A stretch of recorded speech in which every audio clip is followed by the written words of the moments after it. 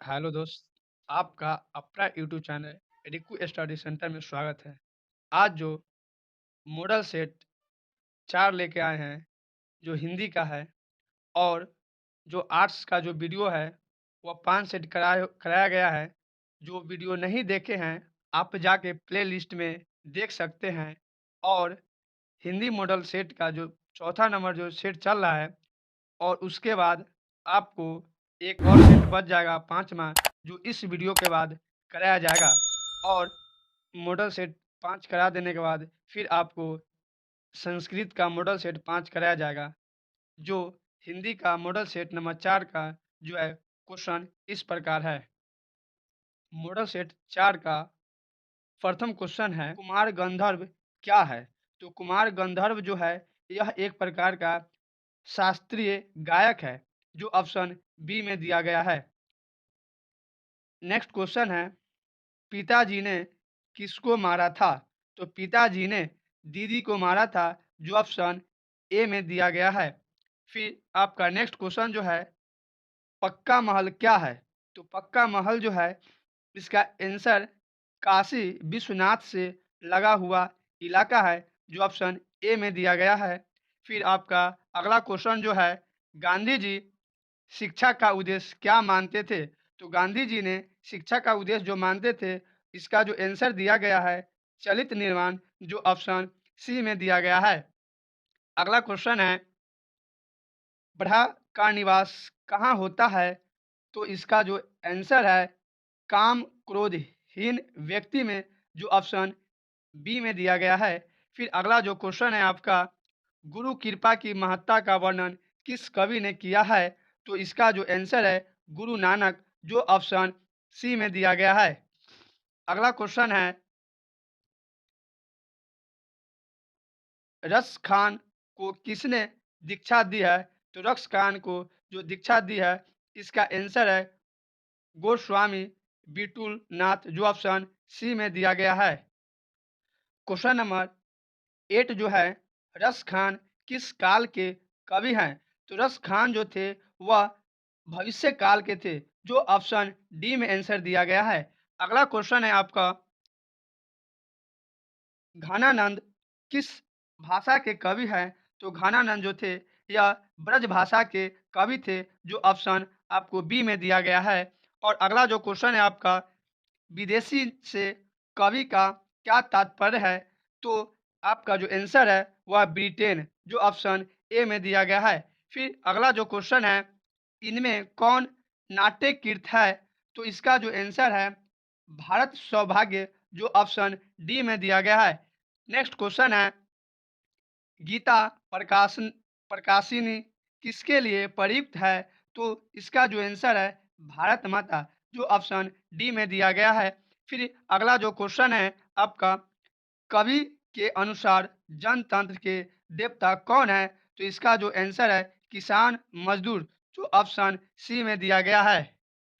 अगला क्वेश्चन है कि हिरोशिमा शीर्षक कविता में सूरज कहाँ निवास करता है? तो आपका जो आंसर होगा नगर के चौक पर, जो ऑप्शन अगला जो क्वेश्चन है एक वृक्ष की हत्या किस काव्य संग्रह से संकलित है? तो इसका जो आंसर है इन्हीं दिनों में, जो आपको ऑप्शन ए में दिया गया है। और यह वीडियो पसंद आए तो लाइक और सब्सक्राइब जरूर से जरूर करें और अपने दोस्तों तक ज़रूर से ज़रूर शेयर करें। फिर आपका जो अगला जो क्वेश्चन है, हमारी नींद में नींद किसका प्रतीक है? तो इसका जो आंसर है गफलत, जो ऑप्शन ए में दिया गया है। फिर आपका अगला जो क्वेश्चन है यह यह को किस वर्ण के अंतर्गत रखा गया है? तो यह जो है यह को व्यंजन वर्ण के अंतर्गत रखा गया है, जो ऑप्शन सी में दिया गया है। फिर अगला जो क्वेश्चन है आपका निम्नलिखित में अघोष वर्ण कौन सा है? तो इसमें जो है आपका आंसर हो जाएगा च, जो ऑप्शन ए में दिया गया है। फिर अगला जो क्वेश्चन है आपका साधानंद का सही संधि विच्छेद है? तो इसका जो साधानंद का संधि विच्छेद जो होगा स त में हलंत प्लस आनंद, जो ऑप्शन ए में दिया गया है। फिर आपका अगला जो क्वेश्चन है सच्चिदानंद का सही संधि विच्छेद क्या होगा?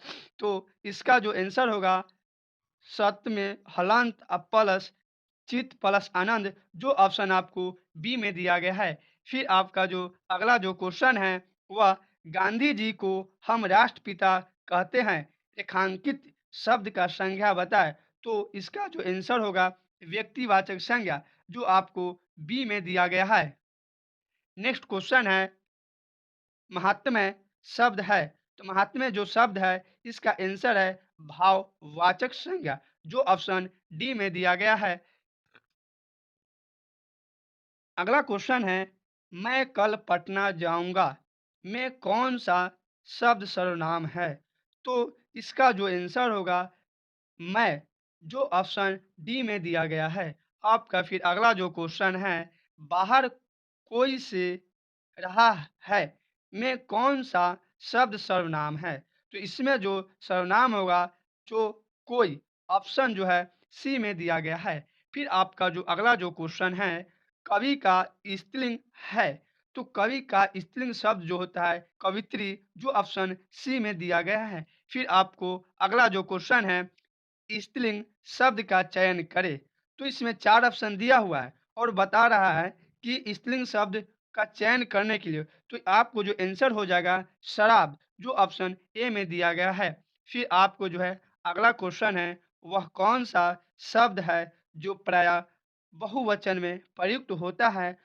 इसका जो आंसर है प्राण, जो ऑप्शन डी में दिया गया है। फिर आपको अगला क्वेश्चन है आसमान पर चढ़ना मुहावरे का अर्थ है, तो इसका जो मुहावरे का अर्थ है अधिक प्रशंसा करना, जो ऑप्शन बी में दिया गया है। क्वेश्चन नंबर 29 में है वह वस्तु को नाशवान हो उ- अनेक शब्दों के लिए एक शब्द चुने, तो इसका जो आंसर होगा नश्वर, जो ऑप्शन सी में दिया गया है। क्वेश्चन नंबर 30 में निम्न विकल्पों में से सक्रमक क्रिया का चयन कीजिए, तो इसका जो आंसर हो जाएगा पिघलाना, जो ऑप्शन सी में दिया गया है। फिर आपको अगला क्वेश्चन है निम्नलिखित शब्दों में कौन सा शब्द विशेषण है?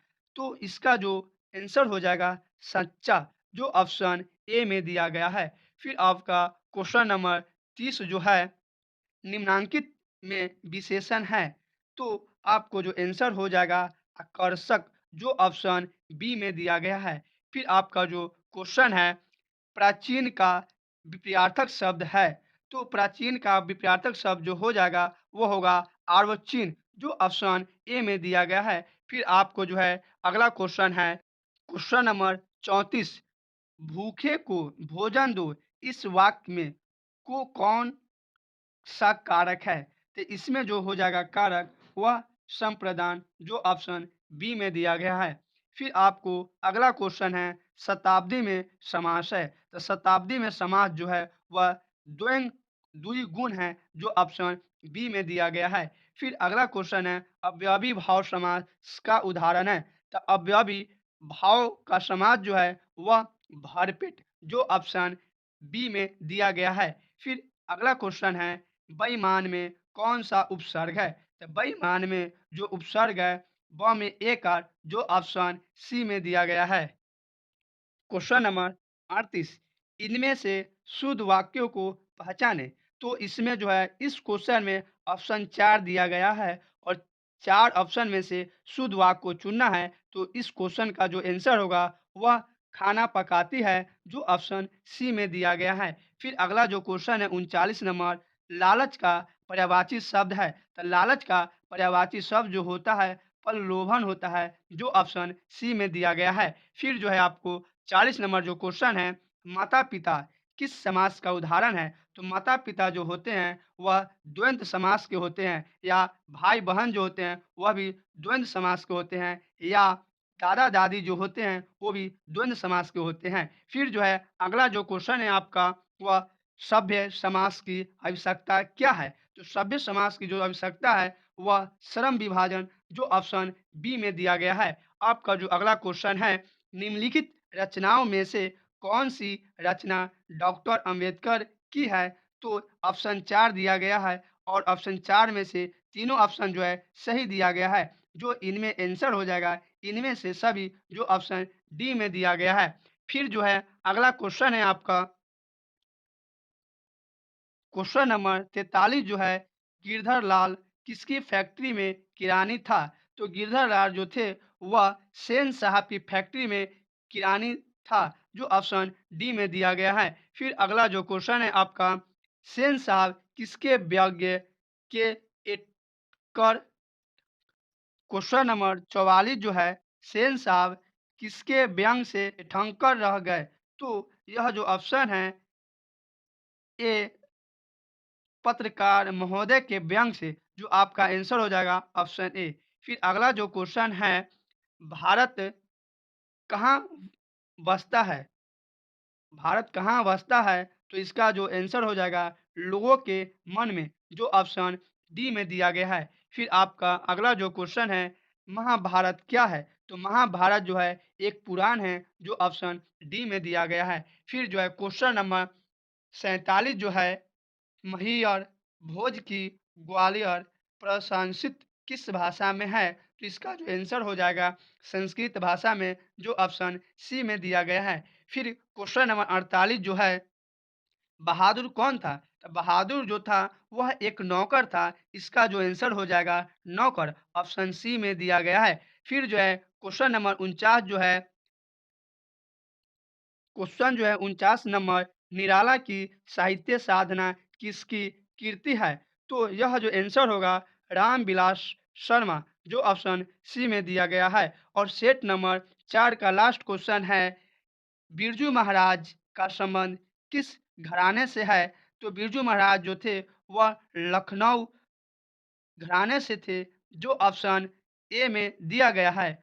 और यह जो वीडियो पसंद आए तो लाइक और सब्सक्राइब करें और अपने दोस्तों तक ज़रूर से ज़रूर शेयर करें। और फिर मिलते हैं आपको नेक्स्ट वीडियो में। Thanks for watching.